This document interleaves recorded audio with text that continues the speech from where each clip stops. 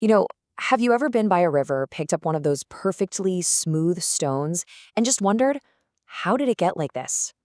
It seems so simple, but that little rock has an absolutely epic story to tell.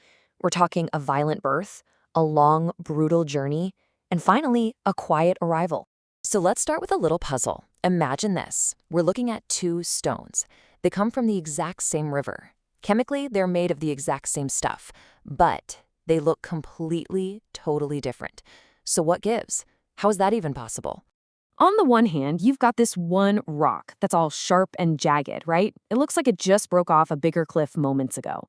And then you've got this other one. It's beautifully smooth, rounded, almost like a perfect oval. Well, the secret to why they're so different isn't what they're made of. It's the journey they've each taken. To really get their story, we have to go back to the beginning. And I mean the very beginning, all the way up in the mountains, right where the river itself is born. Now, just picture this place. Upstream, the river is an absolute beast. The mountain slopes are incredibly steep, which means the water is squeezed into narrow channels, making it super fast and unbelievably powerful. The whole landscape here is just dominated by these big, angular boulders that clearly haven't gone very far. So right here, in the middle of all this high-energy chaos, is where our stone starts its life. It's not a pretty pebble yet, not even close. It's just a sharp, rough-edged fragment, broken off a cliff face, basically waiting for its real journey to begin. But that sharp rock isn't gonna stay put for long.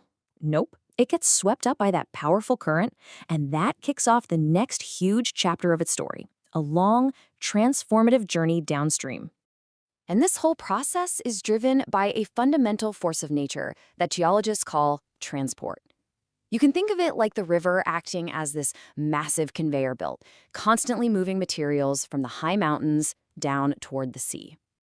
And let me tell you, this journey is not a gentle ride. Our stone tumbles and crashes and grinds against the riverbed, and thousands, maybe millions of other rocks.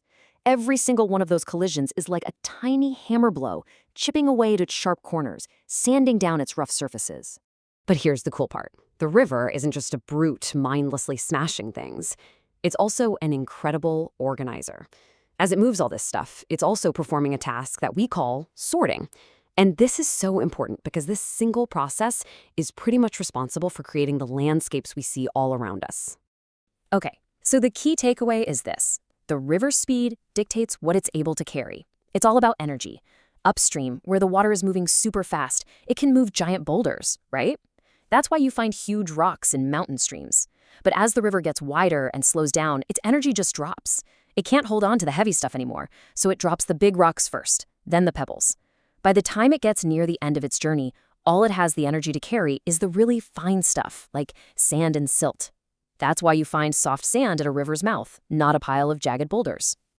So after a journey that could have taken centuries, or even millennia, our battered but now beautifully smooth hero finally reaches a whole new world, the flat, wide-open plains of the river's lower reaches.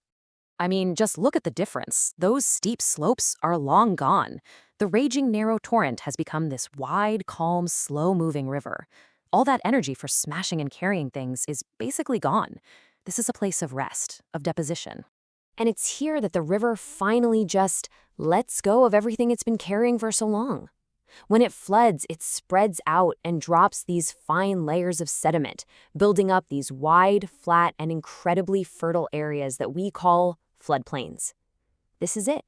This is the final resting place for our stone, and billions of others just like it. So now we can finally go all the way back to our original puzzle, the sharp rock and the smooth pebble from the very same river, and we can actually solve it. This quote just says it all, doesn't it? The sharp rock? That's the rookie. It was found way upstream, close to where it was born, having traveled almost nowhere. But that smooth pebble? Oh, that's the veteran. That's the one that survived the great tumbling. And its shape is proof of the long, hard journey it went through. So you see, the difference between them isn't what they're made of, it's their biography. It's a story of distance and time, and it's written right there on the surface of the stone by the relentless power of water. The sharp rock is just chapter 1. The smooth pebble is the end of the entire book.